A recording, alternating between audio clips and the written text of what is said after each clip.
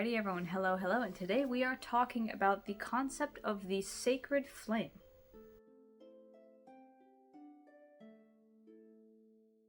So once again, I'm going to pull up as a source for this the House Witch by Arin Murphy-Hiscock. This book honestly is pretty good at explaining a lot of things, not just of kitchen witchery, but of house witchery. And house witchery is important because it's like an umbrella term under which kitchen witchery falls under. So when Arin Murphy-Hiscock is talking about the sacred flame, it is really important to note that for many of our ancestors, fire was a big deal. And not just for cooking. While it's understandable that that may be the first place you think when you think of fire, because obviously, right, if you have especially a gas stove, you turn that fire on, it's right there. The thing about hearth fire, the hearth in general, is that it is something that keeps the entire house alive and well. If you think about maybe, Howl's Moving Castle and little Calcifer there as he's out being that resident flame in the house, he's also something that keeps the house together, right? If you take him out, the whole house falls apart. It's kind of something similar, but it represents essentially just that warmth that keeps people alive. And they would do a lot to protect that flame. So at the end of the day, right, obviously they can't keep an actual fire going in the downstairs hearth because that's a fire hazard. You risk burning your whole house down. But what they would do is they would preserve a few embers, which can stay burning for a pretty long time, so that it was much easier to relight the hearth fire the next day. If you have to make a fire all the way from scratch, it's very difficult, it's really hard, and it just doesn't go as well as if you just had something that was already burning hot like a coal or an ember to catch new dry wood on. So right away we see, especially in areas that get really cold, like say Ireland or England, Lithuania, anywhere in Northern Europe or Western Europe, any place that gets cold like that, Eastern Europe too, everywhere that gets cold like that, fire is a big deal. Fire is how you keep everyone warm enough to survive the winter. Whether it be stories of Slavic peoples with their large oven and sleeping on top of it, or even, in Slovenia when they had that big oven in the house, this thing, you would feed the fire inside it, and you could even sit around this big clay thing on benches, and with that you would be able to warm up the whole house, warm up yourself a little bit, and even cook a little bit if you wanted to. I've made a TikTok about this before. Ever seen a traditional Slovenian oven? It's this big thing right here. In the old days, one of these things would be filled with a roaring fire that would heat the entire house. Unfortunately, the place I stayed at didn't have one that was functional, but you would usually put a fire in the back on this end, and then you would be able to sit around it while the whole house heated up. You could also use it to cook with a few tools on hand. For soups and braised meats, you could use this giant hook to push the pot in, and for things like bread, of course, was this big paddle. And this thing here looks like something you'd use to rake out any old coals. My mom says my great-grandma used to have one like this, so it was cool to see it in person. And it definitely made for an interesting centerpiece at this Airbnb. But in fact, Arin Murphy-Hiscock does call this s'moring or banking the fire, right? And so this is something, again, people would do to preserve that fire, make sure that they didn't burn their house down through the night, but also that they didn't have to totally recreate the whole thing the next day. And in fact, this is where a good bit of Christian folk magic might pop up too. So in Scotland and Ireland and things like that, there's a traditional prayer from the Highlands of Scotland, as collected by Alexander Carmichael in the Carmina Gadelica, and it calls on both Mother Mary and the goddess Brigid, invoked here as Brida, a Scottish version of the name, as deities of domestic life to bless the home and the inhabitants.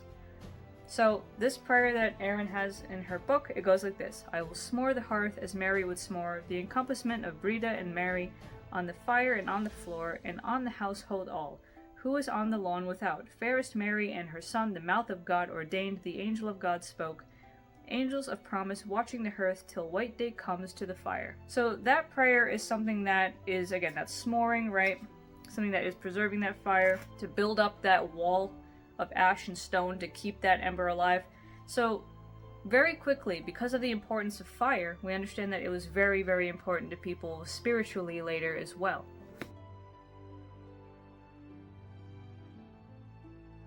One of the greatest places I think you can see an example of this is actually within Lithuanian polytheism, in which before their Christianization, before their fall to the Knights Templar and everything else, they were some of the longest standing pagan cultures in Europe. They were some of the last people to ever become a Christian. And tragedy of all tragedies, when these Knights Templar came in and just kind of destroyed all of their stuff, They snuffed the ancient and sacred flame that had always been burning throughout different cities for eons in this culture. But as a revivalist now, you'll see, in certain groups and in certain revivalist movements, they do have a very heavy presence on flame, on the sacred flame, holding it, caring for it, keeping it alive, because fire is so integral not only to physical life, but soon by extension in our psyche's spiritual life as well. And there are many goddesses of the hearth, right? There are many ones that we can point to. We can point to Brigid of the Celts, who was associated with flame and with the hearth. We might also look all the way down to Greece, where we take a look at Hestia, who Hestia was considered someone that pretty much everyone had at least a tiny shrine to in their homes as, something to guard that sacred flame, and who herself was pretty much the gatekeeper of any temple to any of the Greek gods. No matter who a temple was to back in ancient Greece, Hestia was there with her flames going. And she also, of course, had her virgin priestesses and other such things, those Vestal virgins, right? In that syncretic element, we have Hestia in Greek, we have Vesta in the Roman pantheon. These goddesses were incredibly important as keepers of a life-sustaining source of energy, that fire, that flame, right? So the concept of the sacred flame has been around for a long time across many different cultures because of how important it is to keep people alive in the season of death, of winter, to cook food, to, make merry, to light our way, right? Like lanterns in the dark. The sacred flame is something that without it, we cannot exist. And now, so that does branch into Hearth Witchery, because as Hearth witches, that flame in your house, it doesn't only exist in the stove, it exists in your heating elements, it exists, anywhere where fire is involved, and even in your electronic lights now, that's like an electronic sacred flame, right? But anywhere you have candles, anywhere you have heat or heating elements, anywhere you have any kind of light, this is something of a continuation of the sacred flame. And so for any witches who are very aligned with fire, be you of the signs Leo, Aries, or Sagittarius, this is kind of your back, right? So this is very much that fire energy. Candles and stoves and matches and incense and lights and all these other kinds of things. Big, big, big with this stuff. But where it comes to us as kitchen witches, obviously, is in that stove. And I've talked a bit about the different elements that are around in cooking.